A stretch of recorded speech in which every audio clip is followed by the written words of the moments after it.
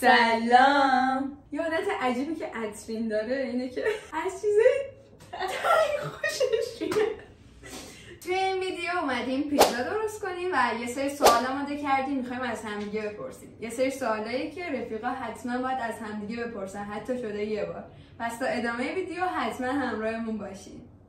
موادی که واسه پیتزا آماده کردیم: خمیر پیتزا که ما از فانتزی گرفتیم، خمیر پیتزا، پنیر پیتزا،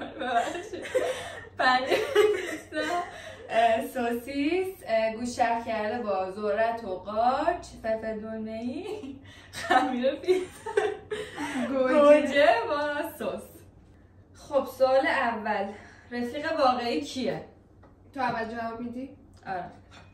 به نظر من رفیق واقعی کسیه که وقتی که مثلا توی یه موضوعی به مشکل میخوری، حالا لزوما نباید مثلا حتما شاید نتونه خودشو برسونه بهت، شاید مثلا یه شهر دیگه ای باشه، حالا مهم نیست، ولی کنارت باشه و حتی پشتت باشه. مهم نیستش که حتی اون موضوع تو موضوع چیکار کردی یا مثلا مشکل از تو بوده یا نه، بعضا باید کنارت باشه اون لحظه، ولی بعدش مثلا حالا بهت میتونه بگی که اشتباه کردی. آره.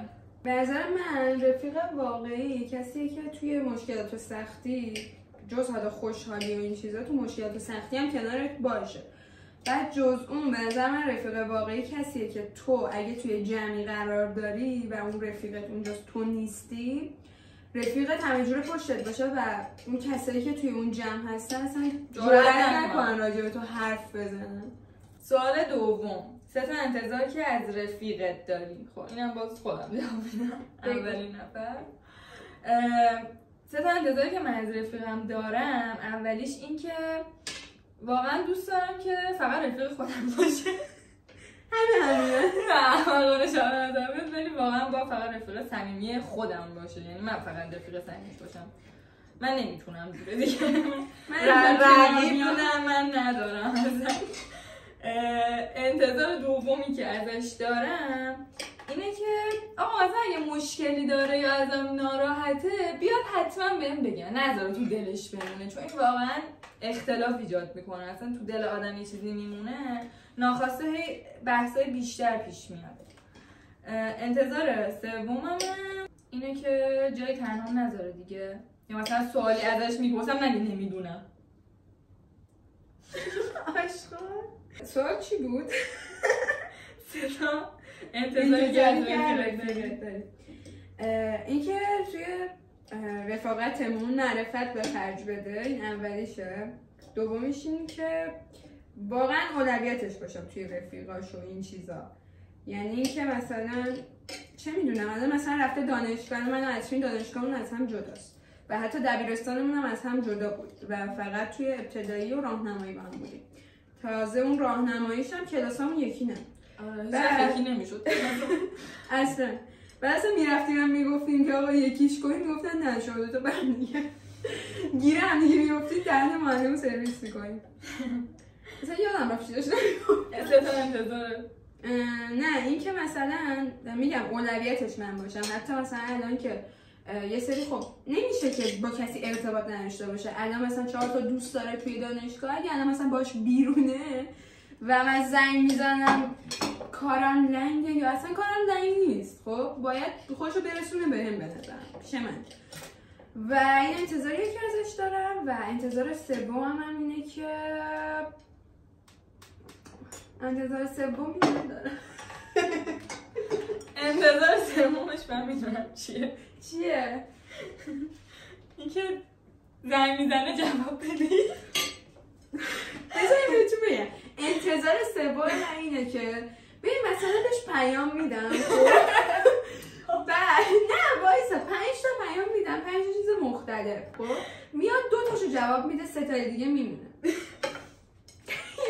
واقعا انتظار من آخه من خودم اینجوری رفاقتم اینه که جواب بدی.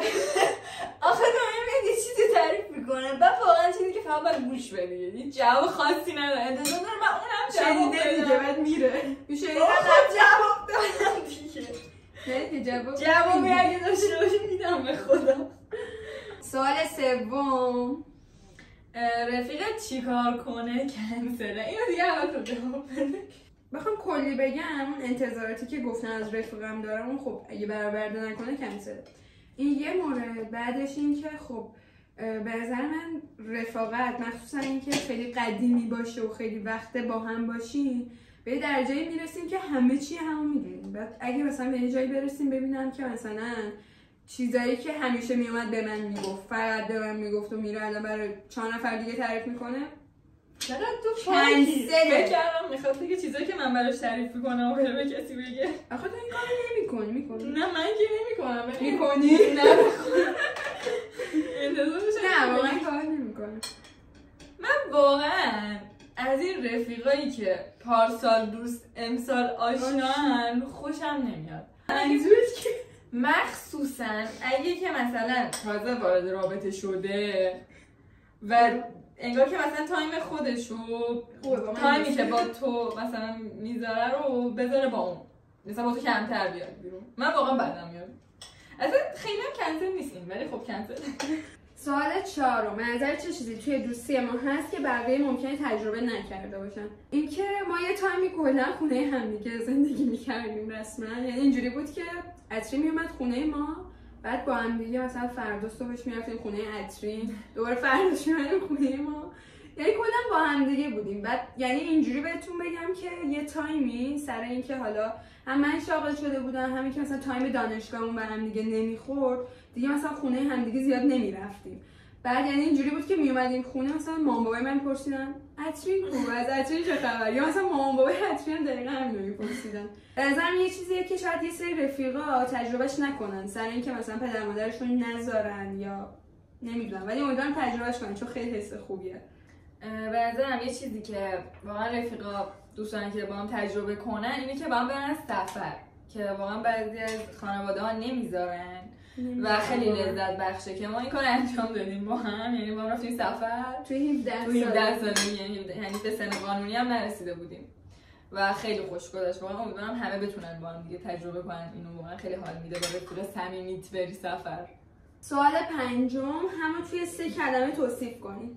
اگه بخوام دنیا رو تو 3 کلمه توصیف کنم یک واقعا اولیش که واقعا هم یکه با معرفت. دومیش استرسی. وای خودمم. سومیشم بعضا خیلی بانشات واقعا آدم خیلی هیجانی و هیجان دوست و اینجوری آروم نمیشینه یه جا. جو 3 کلمه بخوام توصیف کنم صبور عجول. شاید کلمه عجیبی باشه سر اینکه توی یه سری چیزایی که باید کاملا صبوره ولی خیلی وقتا خیلی عجول رفتار میکنه و خیلی جا به ضررشه واقعا.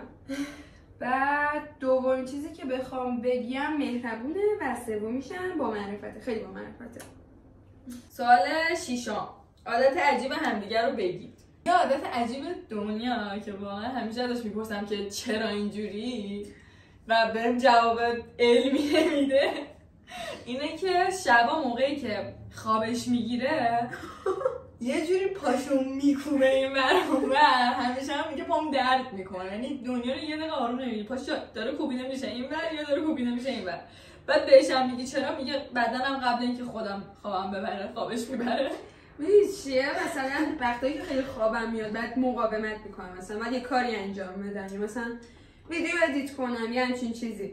اینجوریه که انگار بدنم میخوابه ولی مغزم و خودم بیدارم. بعد سر همین پاهام و کلا بدنم درد میگیره. بیشتر پاهام و سر همین برای اینکه خوابم ببره پاهامو میزنم به در و دیواره میکوبم به تخت. خب من جواب بدم؟ بگم میخوام چی بگم.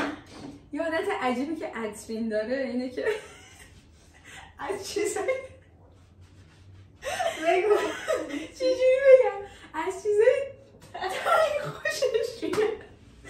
مثلا اینجوریه که یا من وایستادم اینو بزنم اینجا. یعنی اینجوریه که مثلا الان من اینجوری وایستادم یا میاد انگشتشو میذاره اینجا بعد دستمو میبره. از این کار خوشش میاد. یا مثلا دستم بسته است انگشتتو یا میذاره اینجا. خیلی واقعا تا اینجای کار که روی خمیر پیتزامون سس زدیم و بعد از سس گوشت شرخ کرده، سوسیس، گوجه، فلفل دلمه‌ای و بعدش هم که پنیر پیتزا و زیتون برای تزیینش. بذاریم تو فر واسه 15 دقیقه. اینم از رخ نهایی. مرسی از اینکه ویدیومون رو نگاه کردین. توی کامنت ها حتما برامون بنویسین که رفیق واقعی باید چه ویژگی داشته باشه. تا ویدیوی بعد، بدرود.